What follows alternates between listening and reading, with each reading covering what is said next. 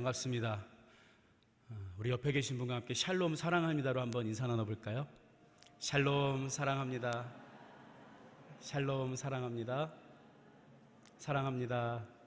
우리가 축복할 수 있는 것이 얼마나 우리의 감사한 권리인지 몰라요. 여러분 마음껏 축복하시고, 힘들 때일수록 자녀도 축복하시고, 우리 목사님들도 축복해 드리시고, 우리 성도님들도 축복하면서 하나님의 풍성한 은혜를 누리는 여러분 되시기를 주님의 이름으로 축원드립니다. 우리가 오늘은 시편 126편 본문의 말씀으로 씨를 뿌리면 왜 눈물이 나는가 라는 제목으로 함께 말씀 나누고 우리 기도하도록 하겠습니다. 16세기부터 현재까지 1세기 이상 유럽과 세계를 제패했던 나라가 스페인, 포르투갈, 네덜란드, 영국 그리고 미국이죠. 그런데 이 나라에서 막대한 영향력을 끼친 이들이 유대인입니다. 유대인들은 세계 인구의 0.2%밖에 차지하지 않지만 굉장히 많은 일들을 해냈죠. 왜 유대인들이 이렇게 뛰어난 일들을 할 수 있었을까요? 물론 그들의 IQ가 굉장히 높아요.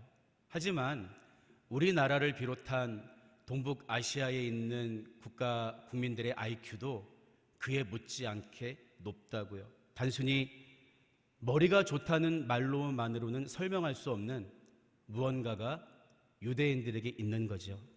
그래서 많은 학자들이 유대인들이 여러 분야에서 두각을 나타내는 이유를 연구했는데 그 원인이 교육에 있다. 교육에 있다. 이런 결론을 내렸어요. 그렇다면 하브루타 이런 공부도 요즘에 많이 하잖아요. 유대인들의 교육이 우리와 무엇이 가장 다를까요? 가장 큰 차이점은 질문에 있다고 합니다. 질문. 우리는 흔히 자녀가 학교에서 돌아오면 너 선생님 말씀 잘 들었어? 너 안 싸웠어? 이렇게 물어보잖아요. 그런데 유대인들은 오늘 질문 많이 했니? 선생님께 무엇을 물어봤니? 이런 이야기를 나눈다는 거죠. 또 가정에서도 부모와 자녀가 함께 토라라고 하죠. 모세 오경을 공부하는데 이때도 필수가 질문이라는 거예요. 덮어놓고 믿음을 가지라고 이야기하는 것이 아니라 질문하라는 거죠.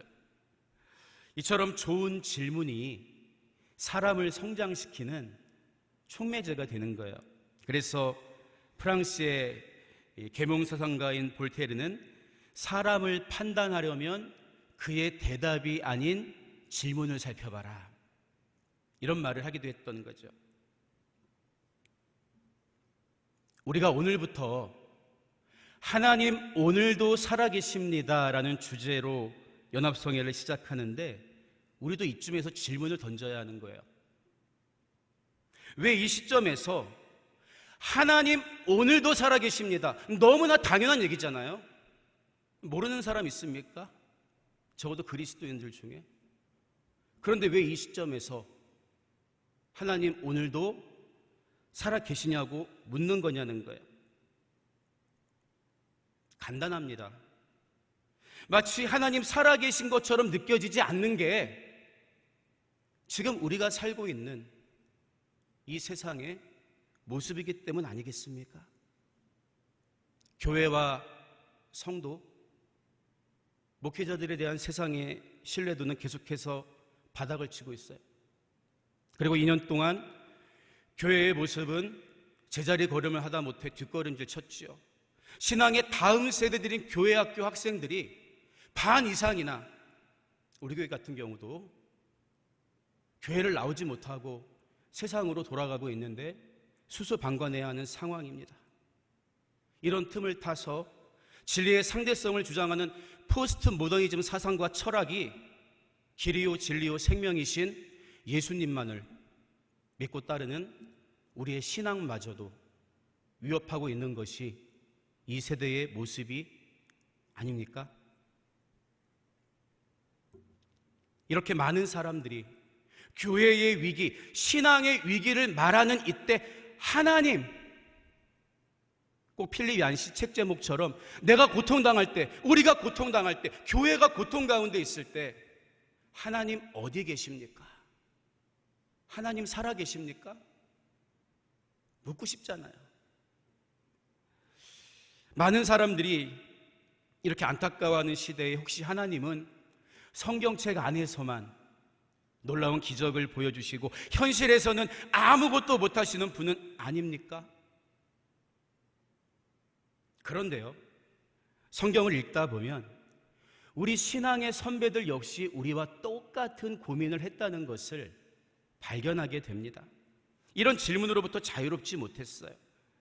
따지고 보면 역사 속에서 교회의 위기, 그리스도인들의 위기, 신앙의 위기가 없었던 적은 없습니다. 없으면 없어서 위기요, 많으면 많아서 위기였어요. 마귀가 가만두지 않는 거예요. 하나님이 처음 만드신 세상은 물론 보기에 아주 좋으셨다고 말씀하고 있습니다. 그러나 인간의 타락과 함께 깨어진 세상은 저주가 찾아왔어요. 질병이 찾아왔어요. 약육강식과 적자생존과 죽음이 찾아왔습니다. 저주받은 세상 속에는 각종 재해와 질병과 생로병사와 적자생존의 법칙이 엄연히 존재하고 있는 거예요.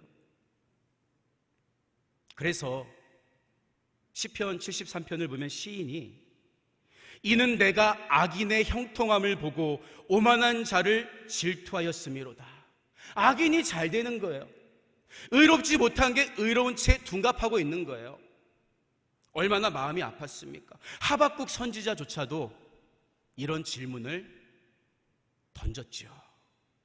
정말 하나님 살아계시다면 왜 우리 주변에, 왜 우리 신앙의 바운더리에 이런 일들이 일어나고 있는 걸까요? 그런데 시인은요, 지금 우리들처럼 성전에 올라가는 길에 하나님을 예배하기 위해 나아가던 중에 중요한 한 가지 사실을 깨닫게 돼요. 아하, 우리 인간의 시간은 유한하지만 하나님의 시간은 끝이 없구나. 영원하신 하나님의 시간 속에서는 악인은 반드시 벌을 받고 의인은 반드시 복을 받는구나. 할렐루야! 이거 깨달은 거예요. 시인처럼 하나님을 예배하러 나온 여러분의 심령 속에도 이런 소망과 기쁨이 회복될 수 있기를 주님의 이름으로 축원드립니다. 그 시인의 고백이 이렇게 바뀌잖아요. 하늘에서는 주 외에 누가 내게 있으리요, 땅에서는 주밖에 나의 사모할 자 없나이다. 내 육체와 마음은 쇠약하나 하나님은 내 마음의 반석이시요 영원한 분깃이시라. 슬픔이 기쁨으로 바뀐 거예요. 여러분은 어떤 마음으로 이 자리에 나오셨습니까? 저는 여러분을 만족시킬 영적 자원을 갖고 있지 못해요. 내 안에 계신 성령님만이 하실 분입니다. 내 안에 계신 성령님, 우리 안에 계신 하나님은 지금도 시퍼렇게 살아계시기 때문이에요. 성령께서 부족한 종을 통해 주시는 말씀을 듣는 중에 여러분의 비워진 마음이 하나님의 은혜로 채워질 수 있기를 주님의 이름으로 축복합니다. 처음 주님을 만났던 베델로, 갈릴리로, 다메섹 도상으로 돌아가서 힘을 얻는 시간이 되기를 축복합니다. 하나님 없음을 강변하는 저 세상 속에 들어가서 하나님 있음으로 채워가는 주님의 손과 발이 되시기를 주님의 이름으로 축복합니다. 이런 마음으로 우리가 하나님을 예배했으면 좋겠어요. 예전에 우리 교회 학교 아이들에게 화분과 꽃씨를 나눠주고 심게 한 적이 있어요. 예수님께서 한 알의 밀알이 땅에 떨어져 죽으면 열매를 맺는다고 말씀하셨잖아요. 그래서 얘들아, 이 씨앗 속에는 생명이 있어. 생명이 있어. 이것을 시청각 교육으로 가르쳐주고 싶었어요. 아이들이 열심히 화분에 꽃씨를 심고 교회 옥상에 올려다 놨습니다. 제가 이제 몇 번 가서 한번 봐야 되잖아요. 화분이 잘 자라고 있는지. 그런데 한 화분이 그 씨앗이 타 죽은 거예요. 깊게 안 심어가지고. 그러니까 아이가 얼마나 실망을 하겠습니까? 그래서 그 반 아이 선생님께 말씀을 드렸어요. 선생님, 아무개 화분이 죽었어요, 씨가. 그거 어떡합니까? 그랬더니 선생님도 머리를 긁적이시더니 다시 심어줘야죠 해가지고 아이 모르게 잘 심어서 그 아이도 생명의 소중함을 경험할 수 있게 배려를 해줬어요. 한 두어 달이 지났습니다. 아이가 화분을 집에 갖고 가서 있다가 와가지고 항의를 하는 거예요. 아, 나는 나팔꽃을 심었는데 이거 맨드라미래요. 어떻게 된 일이? 차마 거기까지는. 씨앗이 다 죽었는데 이게 무슨 씨앗인지 어떻게 알아요 우리가? 그랬던 기억이 나요. 성경을 보면요, 씨를 뿌리는 사람의 이야기가 참 많이 나오죠. 예수님도 씨와 관련된 이야기를 많이 했어요. 여러분, 목사님들이 설교 시간에 예화를 가끔 섞어서 이야기하는 것은 예수님을 조금 흉내내는 거예요. 여러분들 말씀을 잘 이해하게 돕기 위해서 너무 많은 예화는 본문을 가릴 수가 있지만 예수님도 많은 경우의 비유를 통해서 하나님 말씀과 천국에 대해서 가르쳐 주신 거예요. 그런데 어떤 비유의 이야기들은, 어떤 말씀들은 몇 번을 가만히 씹어봐야, 되새겨봐야 그 맛이 제대로 느껴질 때가 있어요. 저는 오늘 우리가 읽은 시편 126편도 그런 말씀 가운데 하나라고 생각을 합니다. 말씀드린 것처럼 시편 126편은 사람들이 성전에 예배드리러 올라가면서 부르던 회중 찬양 노래였는데, 특히 5절과 6절을 보면요, 눈물을 흘리며 씨를 뿌리는 자는 기쁨으로 거두리로다. 울며 씨를 뿌리러 나가는 자는 반드시 기쁨으로 그 곡식단을 가지고 돌아오리로다. 우리가 자주 암송하고 묵상하는 유명한 구절이 기록되어 있죠. 여러분, 그런데 한번 생각해 보세요. 씨를 뿌리러 나가는 것이 고된 일일 수 있습니다. 이렇게 날씨가 더운 날에 이렇게 더울 때는 파종하는 게 거의 없지만 비닐하우스 같은 데 일하러 간다고 생각해 보세요. 굉장히 힘들고 하기 싫은 일일 수 있습니다. 여러분, 그런데 그렇다고 농부가 울면서 씨를 뿌리러 가는 거 본 적 있습니까? 사실 없어요. 힘들어하면서 씨를 뿌리러 나갈 수는 있지만 울면서 나가진 않습니다. 왜 그렇습니까? 씨를 뿌려야 자식도 키우고 먹을 수도 있고 남에게 진 빚이 있다면 그거 갚을 수 있잖아요. 그래서 옛말에 농부, 아사, 침궐, 종자. 처음 들어보세요? 농부는 굶어 죽어도 씨를 베고자 한다. 씨가 소망이기 때문이에요. 이 소망을 들고 나가는데 왜 웁니까? 죄송하지만 여러분 중에서도 직장 나갈 때 되게 나가기 싫을 날 있잖아요. 하지만 빠지지 않고 꼬박꼬박 나가면 월급도 주고 내 생활도 되니까 힘들지만 나가잖아요. 그렇기 때문에 상식적으로 생각해 보면 조금 민기적거리면서 씨를 뿌리러 나간다, 또는 투덜투덜 대면서 씨를 뿌리러 나간다, 이렇게 말할 수는 있어도 울며 씨를 뿌리러 나간다? 상상하기가 어렵죠. 여러분, 그렇다면 오늘 시인은 왜 울며 씨를 뿌려야 했을까요? 왜 할 일 없는 눈물로 대지에 거름을 뿌려야 했겠냐는 거예요. 시편 126편의 역사적인 배경은 유다 백성들이 바벨론 포로지에서 예루살렘으로 돌아온 시기로 알려져 있죠. 그래서 어떤 주석학자들은 에스라가 졌을 것이다 이렇게 추정하기도 합니다. 정확하진 않아요. 그들은 예루살렘에 돌아와서 자유를 얻고 특히 마음껏 예배드릴 수 있는 사실에 얼마나 감격했는지 몰라요. 그래서 오늘 1절부터 3절까지의 말씀을 다시 보면요, 여호와께서 시온의 포로를 돌려보내실 때에 우리는 꿈꾸는 것 같았도다. 꿈만 같았다는 거예요. 그냥 좋은 정도가 아니라 그때에 우리 입에는 웃음이 가득하고 우리 혀에는 찬양이 찼었도다. 할렐루야. 절로 노래가 나왔다는 거예요. 그때의 문나라 가운데서 말하기를 여호와께서 그들을 위하여 큰일을 행하셨다 했도다. 야, 지금까지는 다른 나라 사람들이 니네 하나님이 도대체 어디 있어? 그 말 들어도 꼼짝 못했는데, 야, 니네들 하나님 살아계시구나. 어떻게 너희들을 다시 돌려보내실 수가 있지? 기쁨이 넘치는 거예요. 여호와께서 우리를 위하여 큰 일을 행하셨으니 우리는 기쁘도다. 이렇게 노래하고 있잖아요. 여러분, 우리가 이런 시편 126편의 배경을 이해하고 본문을 읽는 게 중요한 이유는 바벨론의 포로로 끌려갔던 아픈 역사를 기억하면서 신앙의 눈으로 과거를 해석한 구절이 5절과 6절이기 때문이에요. 이해가 되세요? 5절과 6절에서 반복되고 있는 울며 씨를 뿌리러 나가는 자는 바로 포로 시대를 지나온 자기들의 자화상이었다는 거예요. 자화상. 자유를 얻고 나서 돌아보니까 과거 자신들의 모습이 마치 울면서 씨를 뿌리러 나가는 자와 같았던 거죠. 여러분, 왜 울면서 씨를 뿌리러 나가야 했을까요? 포로지에서는, 포로의 신분으로는 아무리 열심히 뿌려도 내가 거둘 수 있는 게 없기 때문이에요. 우리도 과거에 일제의 지배를 받은 적이 있잖아요. 그래서 그때를 생각해 보면 이렇게 노래하는 시인의 마음을 이해할 수가 있습니다. 대학교에서 한국사를 가르치시던 교수님 말씀을 기억해 보면 원래 우리나라엔 보릿고개란 말이 없었대요. 우리나라는 대식국이었답니다. 대식국. 큰데 먹을 식 나라국. 하루에 5끼를 먹었대요. 풍족했다고 합니다.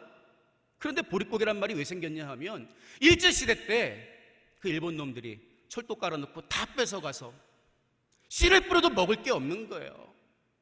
그래서 촉은 목피로 영명하는 보릿고개가 우리 안에 생겨나게 된 거죠. 그때는 단순히 먹는 것만 공허합니까? 아니에요. 지식인들은 일제의 앞잡이가 되거나 그것을 원치 않으면 제야에 묻혀서 조용히 살아야 했습니다. 그래서 민족 저항 시인이었던 이육사 시인도 광야란 시에서 이렇게 노래하잖아요.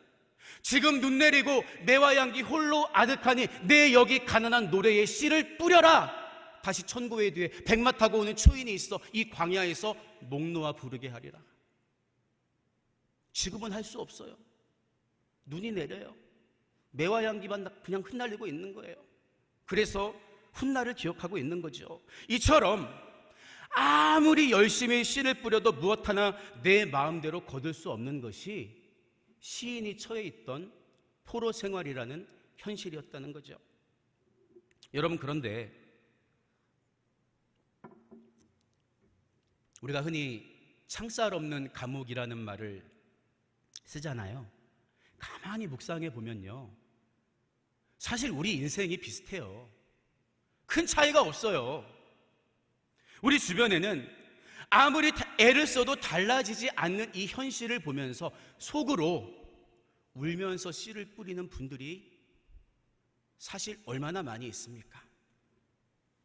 제가 처음에 결혼했을 때는요, 내가 내 여자를 핸들링할 수 있겠지, 내가 내 아내를 잘 리드할 수 있겠지, 이렇게 생각을 했어요. 그런데 그때도 제 아내 생각은 달랐어요. 자기는 평강복중고 나는 온달이야. 남편을 내가 잘 핸들링해서 좋은 목회자로 만들어 보리라. 생각이 달랐던 거예요. 20년 가까이 살면서 이제야 배우자 하나, 가장 가까운 배우자 하나 내 뜻대로, 내 마음대로 안 되는구나. 자식은요 말할 것도 없죠. 여러분, 살다 보면 내 뜻대로 되는 게 없어요. 그래서 엄마들이 자식을 위해서 매일 울면서 씨를 뿌리는 거 아닙니까?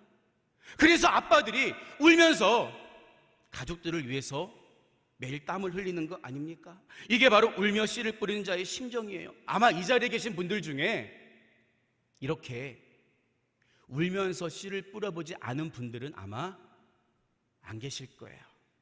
그런데 시인이 그렇게 어렵고 힘들고 지난한 시간들을 보낸 뒤에 다시 예루살렘으로 돌아와서 보니까 이렇게 우리들처럼 하나님을 예배하러 성전에 올라가면서 하나님께 찬양할 수 있는 게, 이게 당연한 줄 알았는데 하나님의 은혜구나, 너무나 감사하구나, 이렇게 깨달아진 거예요. 여러분, 코로나라는 어려운 시간 속에서도 우리가 이렇게 모여서 하나님을 예배할 수 있는 게 은혜 아닙니까? 할렐루야. 이게 은혜로 보여져야 돼요. 보는 눈이 복되어야 합니다. 주위를 돌아보니까 하나님 은혜 아닌 게 없는 거예요. 여러분, 그래서 신앙은 컨디션이 아니에요. 신앙은 포지션입니다.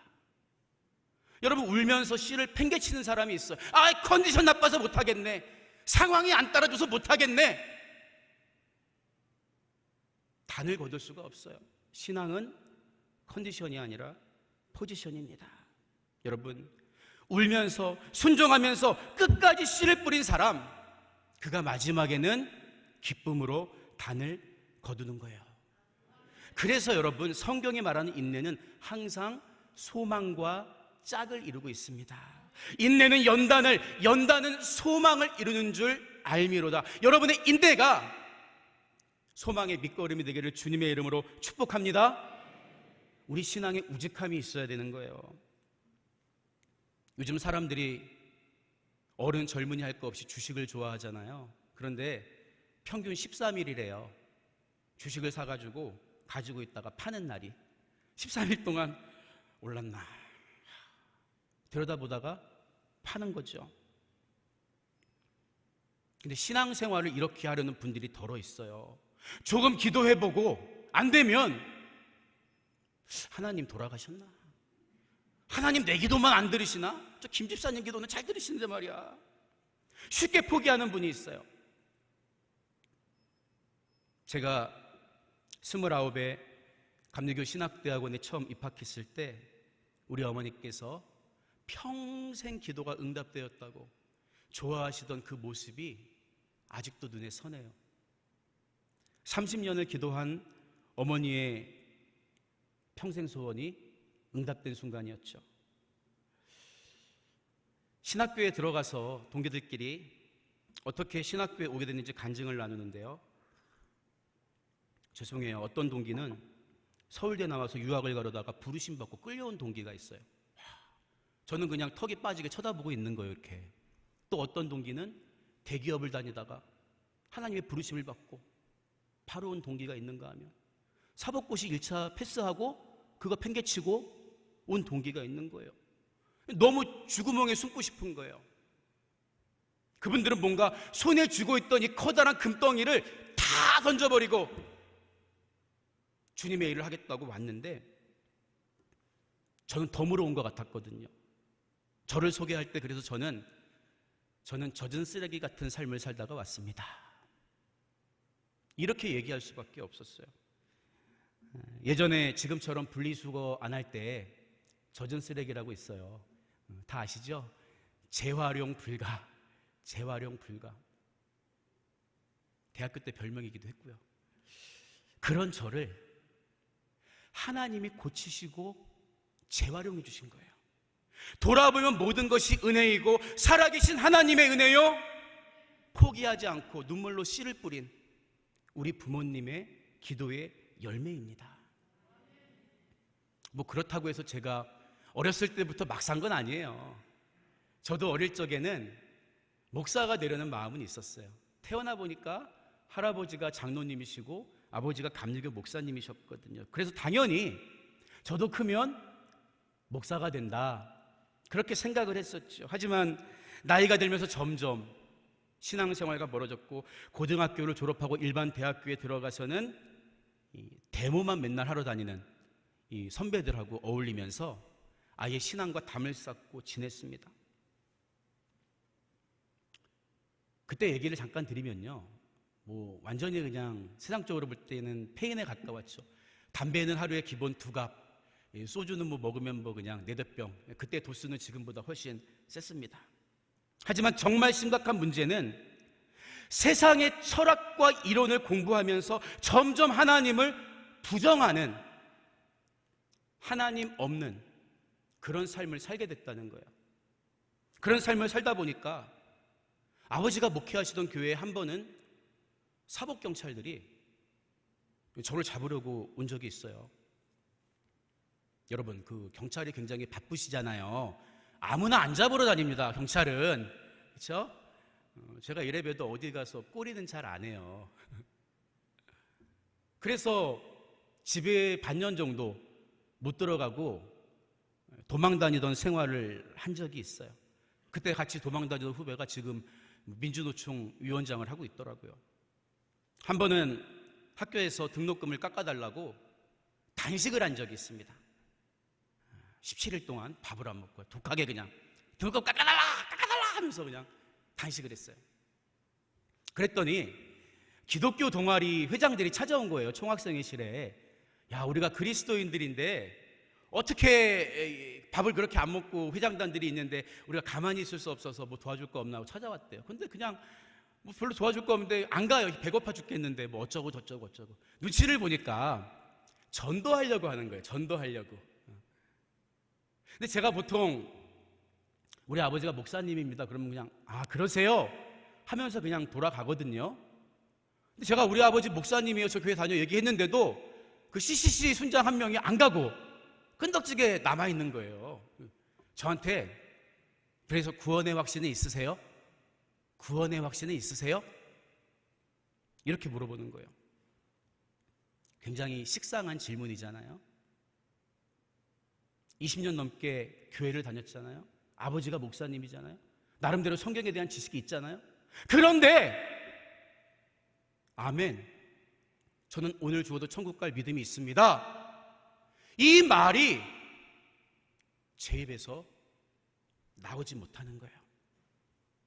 여러분, 구원이란 일단 우리를 구원하시는 하나님의 존재를 인정해야 받을 수도 있는 거예요. 이게 먼저라는 거예요. 구원을 받고 못 받고는 그 다음의 문제입니다. 여러분 주변에 하나님의 존재와 천국 자체를 믿지 않는 사람들에게 구원의 중요성 암만 얘기해봐야 별로 소용이 없습니다. 저는요, 목사님 가정에서 태어났지만 말씀드린 것처럼 이렇게 젊은 시절에 믿지 않는 세상의 틈바구니에서 살았기 때문에 믿지 않는 사람들의 심리를 잘 알고 있어요. 일단 하나님의 존재가 믿어져야, 천국의 존재가 믿어져야 우리가 그것을 원하고 갈망할 수 있는 게 아니겠습니까? 근데 제가 그때 깨달은 거예요.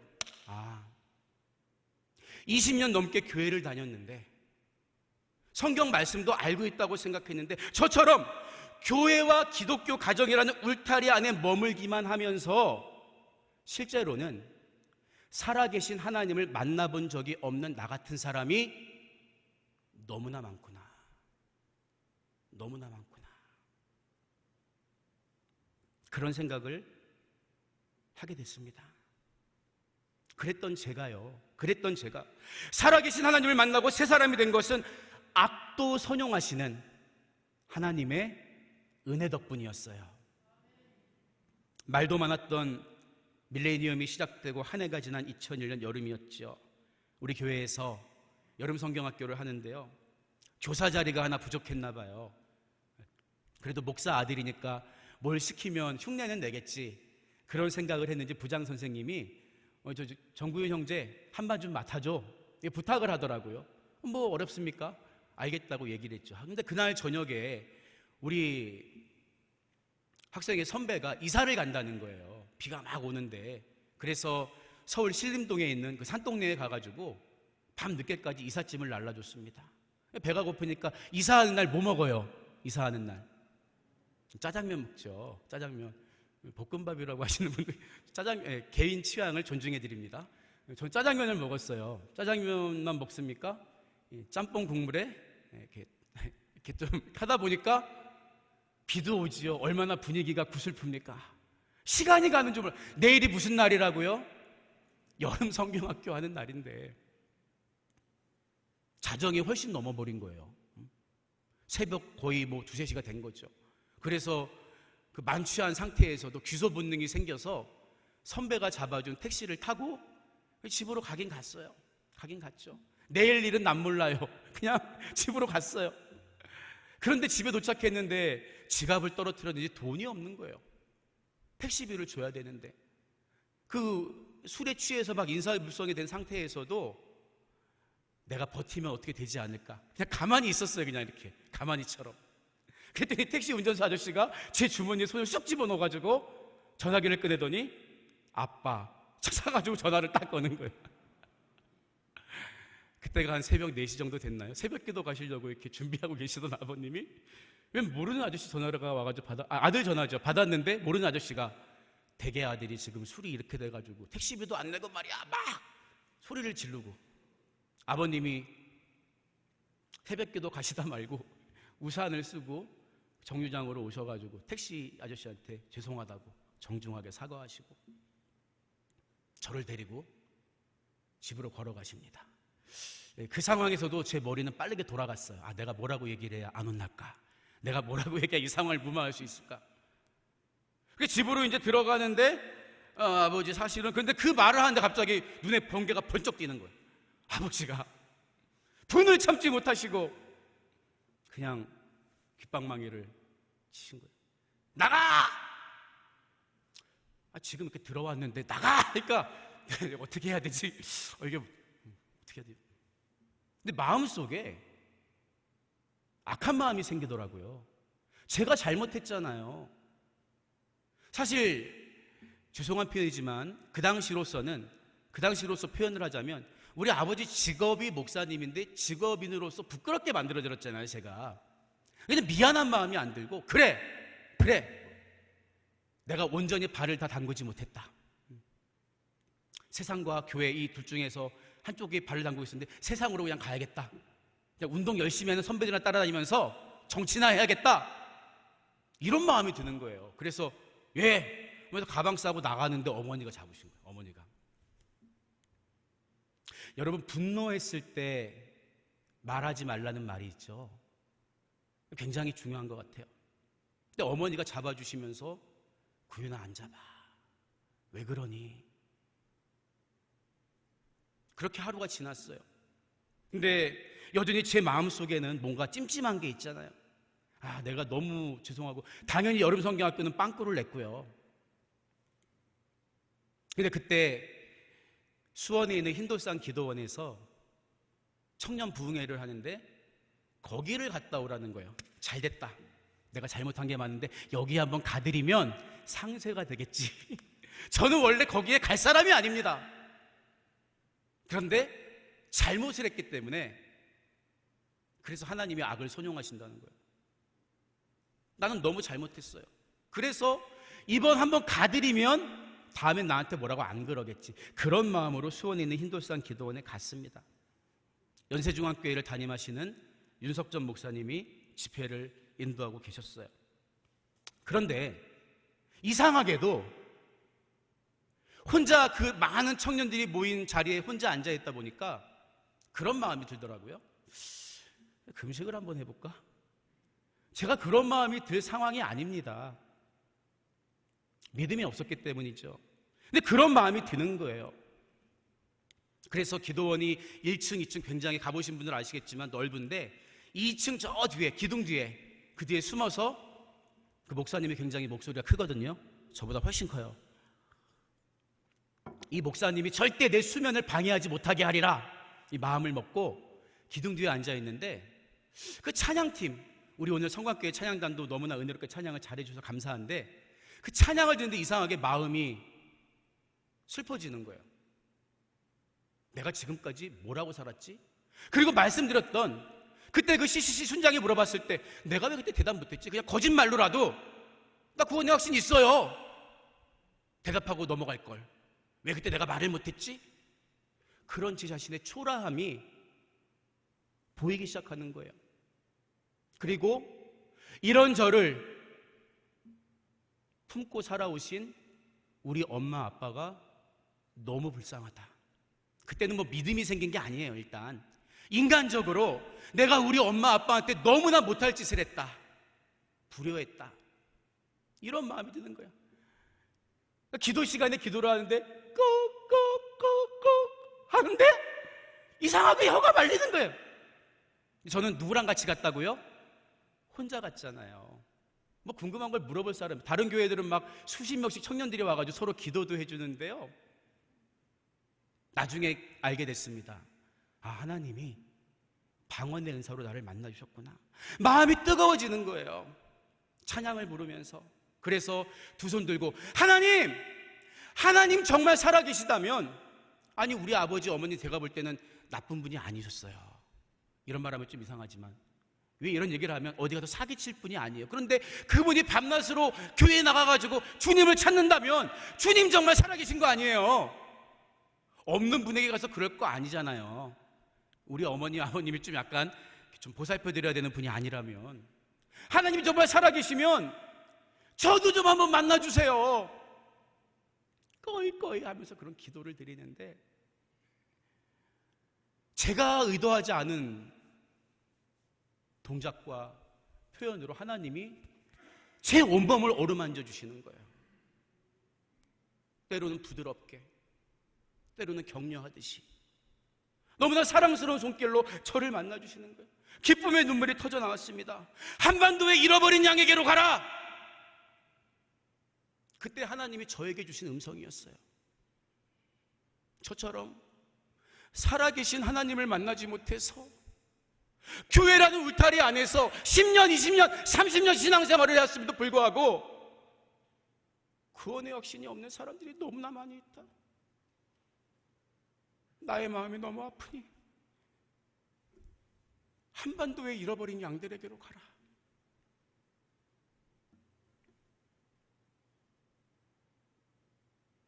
그 후로 저는 더 이상 어제의 그가 아니었습니다.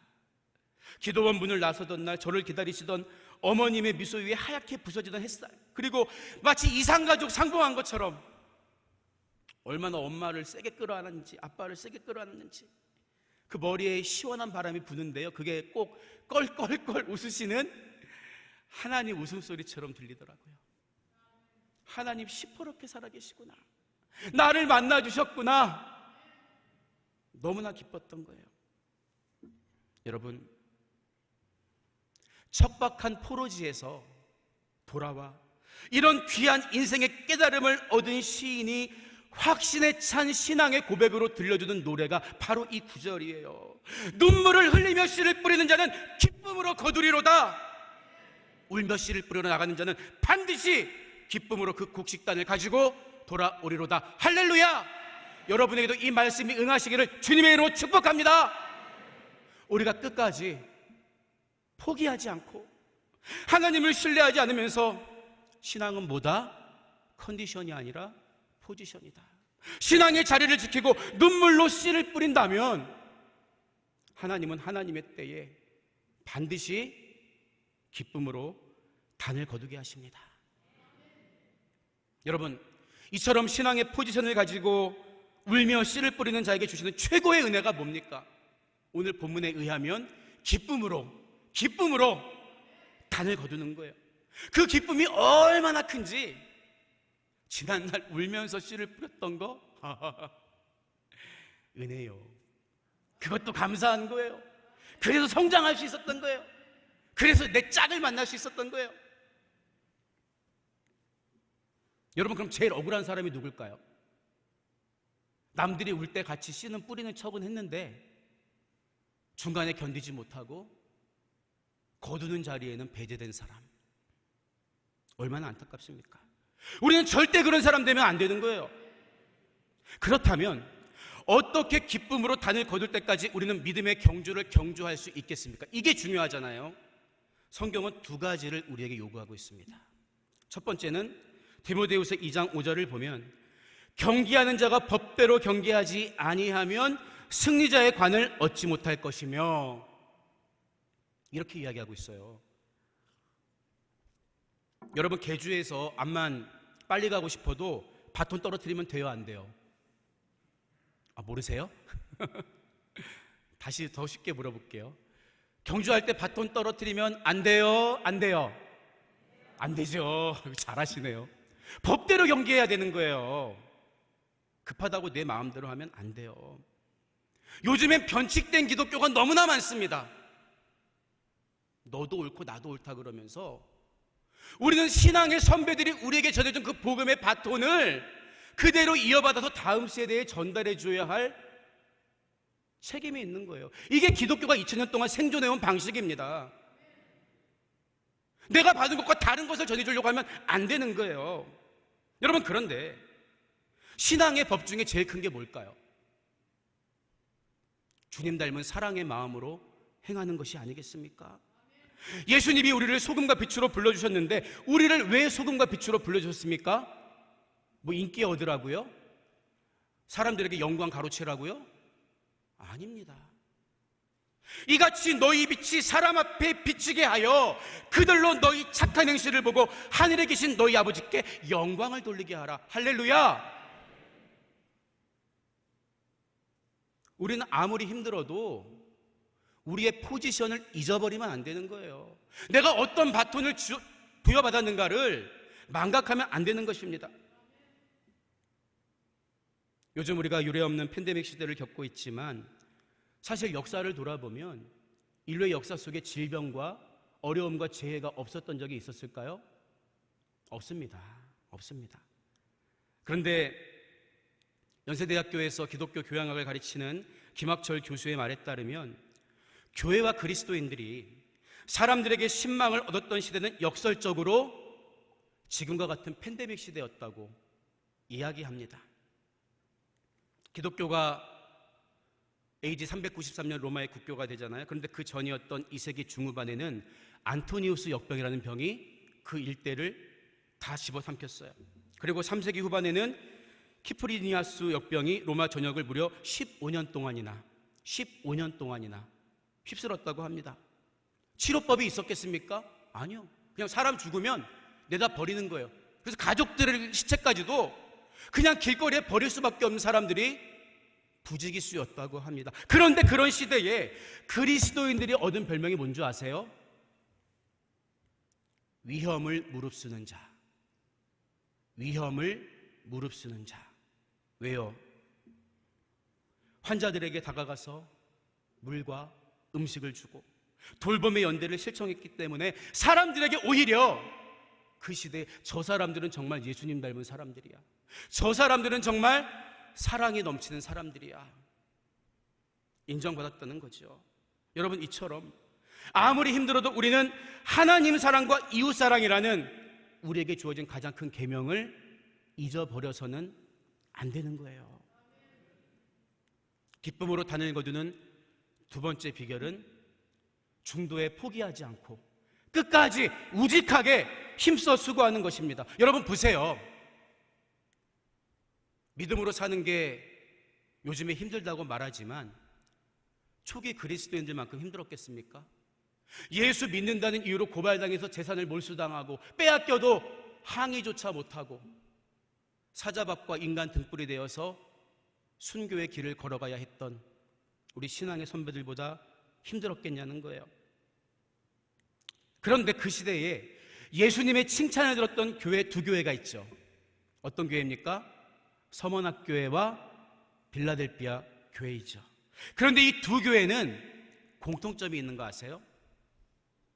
예수님은 요한계시록 2장 9절 전반부를 보면요, 서머낫교회를 향해서 내가 네 환난과 궁핍을 알거니와 실상은 내가 부여한 자니라, 이렇게 말씀하십니다. 여기서 말하는 궁핍이란 단어의 어원을 보면요, 요즘처럼 어떤 상대적인 빈곤이 아닙니다. 남들은 버터 먹는데 나는 마가린 먹는다? 아, 창피해. 이 정도 빈곤이 아니에요.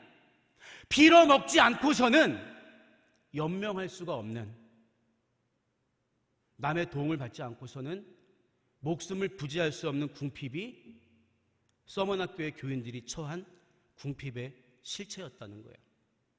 그런가 하면요, 요한계시록 3장 8절 후반부를 보면 빌라델피아 교회를 향해서는 네가 작은 능력을 가지고도 내 말을 지키며 내 이름을 배반하지 아니하였도다. 복음서를 기준으로 보면 빌라델피아 교회는 5달란트 받은 교회가 아니라 1달란트 받은 교회예요. 그런데 그 작은 능력을 가지고도 받은 은혜의 분량대로, 여러분 신앙은 이게 중요해요. 저 사람은 이만큼 은혜 받았는데 나는 왜 이만큼, 이거 하나님 보시지 않습니다. 너 내가 준 은혜의 분량대로 남겼느냐, 이거 보시는 거예요. 제가 또래 동역자 목사님들과 이야기를 나누다 보면 죄송합니다, 하소연하시는 분들이 있어요. 나에게 이런 일꾼들이 있으면. 저도 그래요. 저도 똑같은 사람입니다. 유능한 동역자가 있으면, 재정이 조금 더 많이 있으면 뭐 큰 교회라고 다르겠어요? 그쵸, 목사님? 항상 더 있으면 좋잖아요. 더 많은 일꾼들, 더 많은 재정, 더 많은 일을 할 수 있을 텐데, 때를 잘 만났다면, 부흥의 시대에 목회를 했더라면 더 멋지게 했을 텐데. 여러분, 그런데 그게 아니라는 거 아시잖아요. 예수님은 1달란트 맡긴 종에게 5달란트 받기 원하는 분이 아니에요. 우리는 뭔가 착각을 해요. 지금 당장 나에게 주신 은혜의 분량대로 내가 할 수 있는 일이 있는데 그거 하려고 하지 않고, 하나님 나에게 뭘 더 주시면 내가 하겠습니다, 뭘 더 주시면 내가 하겠습니다, 왔다 갔다 왔다 갔다 왔다 갔다. 당장 안 해요, 당장. 그러다 주님이 오늘 내 영혼을 부르시면 뭘 남겼다고 얘기하겠습니까?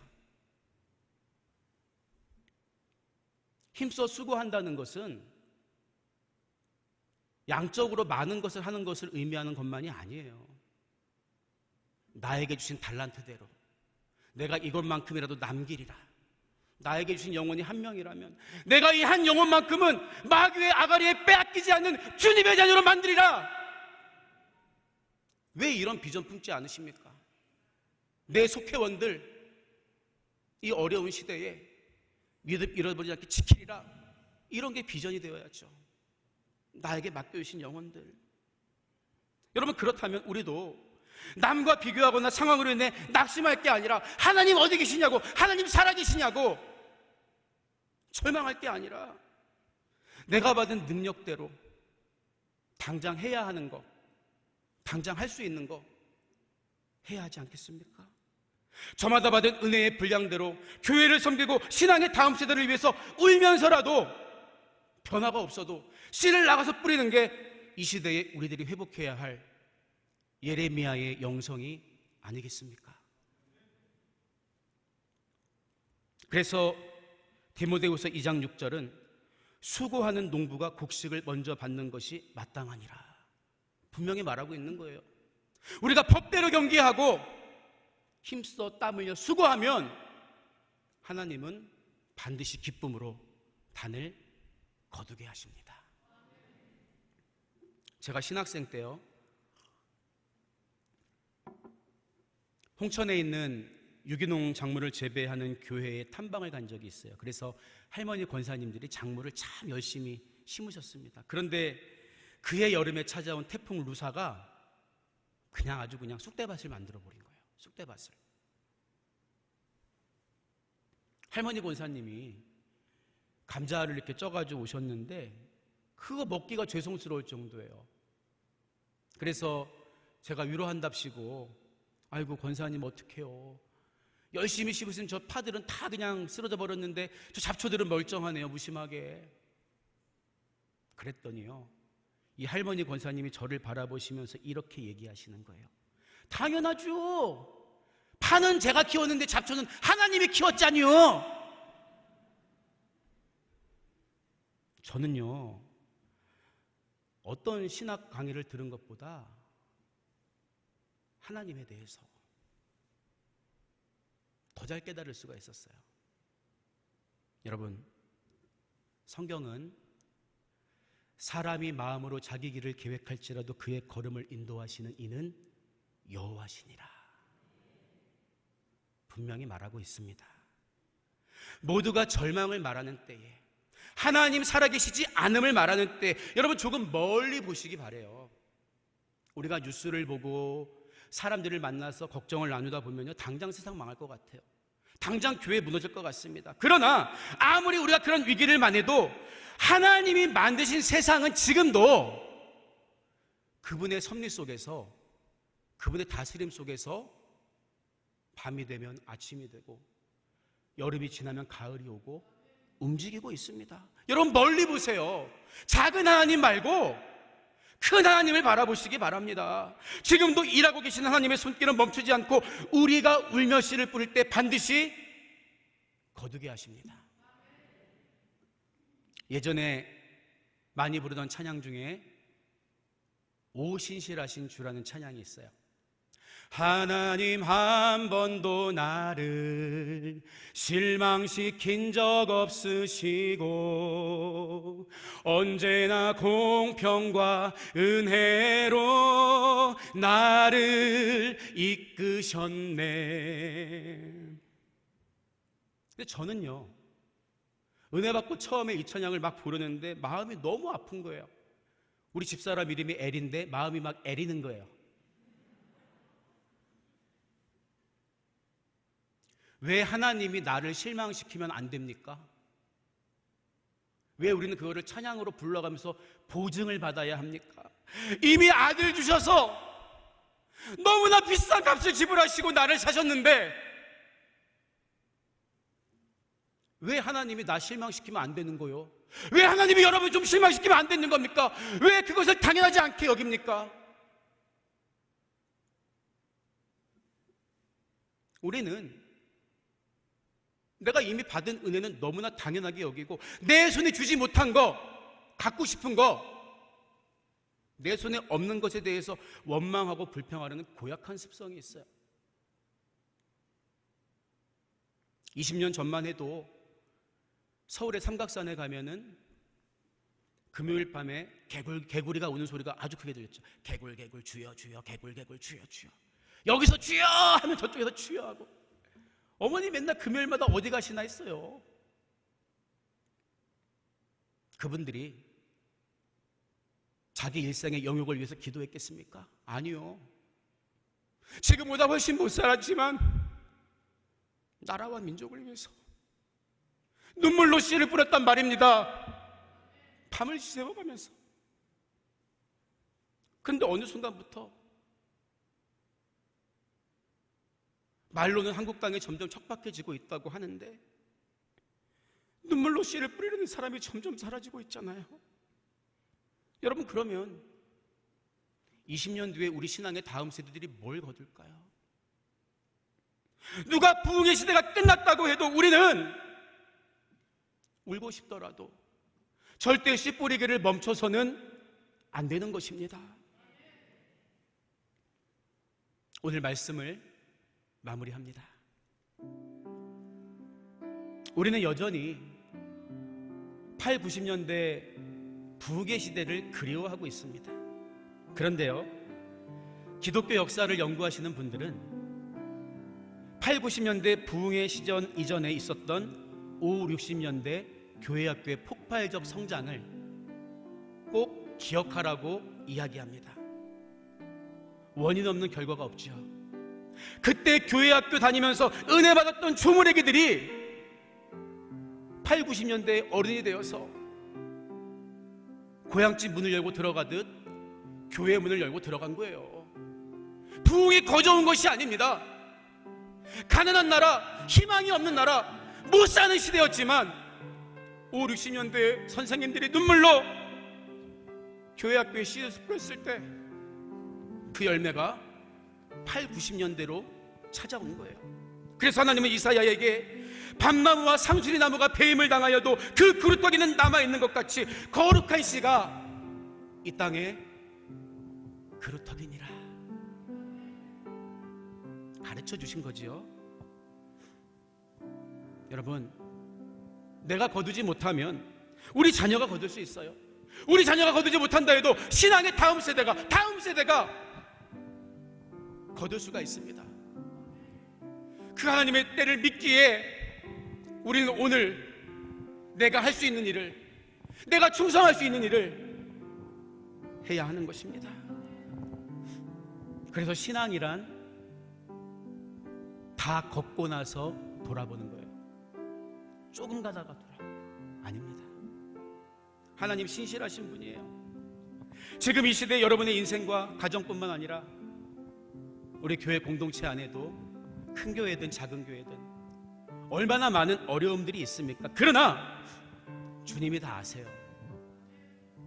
나올 수 없는 자리에 지금 나와 있는 여러분도 아시고요, 찬양할 수 없는 가운데 찬양하는 그 목소리, 기도할 수 없는 가운데 무릎 꿇는 여러분의 그 중심을